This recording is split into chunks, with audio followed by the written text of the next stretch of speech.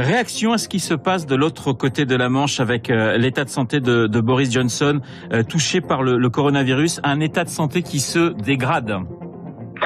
Oui, écoutez, j'adresse tous mes vœux de rétablissement à Boris Johnson, ainsi d'ailleurs qu'aux dizaines de milliers de gens qui dans le monde aujourd'hui sont en train de se battre pour leur vie face à un virus qui indubitablement est beaucoup plus grave que ce que certains avaient pensé au début. Est-ce que l'Angleterre a trop tardé à confiner sa population ? Non, mais l'Angleterre a tardé à tout, si je puis me permettre. Tardé à endiguer, puisque c'est la première phase, l'endiguement c'est la première phase. Le confinement n'intervient que quand l'endiguement a raté, si je puis me permettre. Or, ils n'ont pas voulu endiguer et ils n'ont pas voulu confiner. Ils ont effectivement pris des décisions qui sont tardives, mais je crois qu'on n'a pas trop de leçons à donner, car les nôtres l'ont été également beaucoup. Est-ce qu'il y a un pays pour vous, Marine Le Pen, qui a bien réagi et dont il aurait fallu suivre l'exemple ?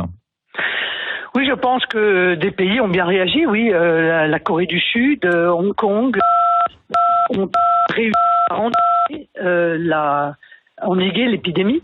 Endiguer, c'est-à-dire mettre en place immédiatement, d'abord fermer leurs frontières, puis mettre en place immédiatement des tests pour toute personne qui présentait le moindre symptôme, et pas seulement les symptômes graves.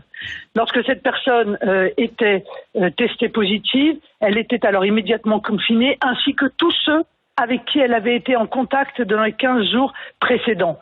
Tout le monde porte des masques. Eh bien, cette sorte de confinement individuel a permis à ces pays d'éviter les confinements de grande ampleur que nous sommes en train de vivre en Italie, en Espagne, en France et probablement demain de manière généralisée aux États-Unis et dans d'autres pays. On parle du tracking pour tenter de sortir de ce confinement désormais, de ce traçage via les téléphones portables. Alors le moins intrusif possible et le plus brièvement possible pour ne pas non plus être confronté à une deuxième vague. Quelle est votre opinion ? Mon opinion, c'est qu'on cherche à détourner l'attention des gens du problème majeur. Aujourd'hui, nous n'avons même pas encore de masques pour nos soignants. Ça, c'est la réalité de ce que nous vivons. Or, il ne peut pas y avoir de déconfinement réussi sans des tests massifs et sans massivement la mise à disposition de masques. Aujourd'hui, la commune de Saint-Romain de Colbosc, en Normandie... Mais attendez, j'entends, mais le tracking n'a pas son utilité. C'est important, madame.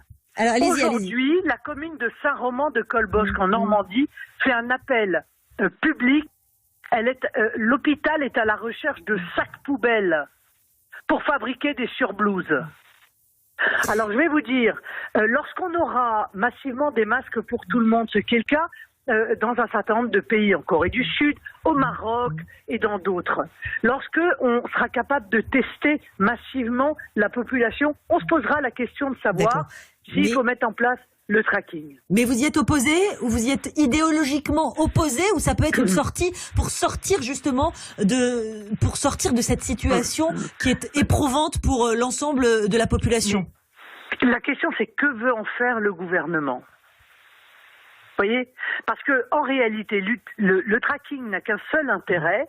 Il faut qu'il soit évidemment anonyme, c'est essentiel. Et à durée limitée. Il faut qu'il soit... Voilà. Non, mais à quoi ça sert ? Le tracking, ça sert en réalité au début d'une épidémie ou au retour d'une épidémie pour pouvoir remonter une chaîne de contamination. Voilà.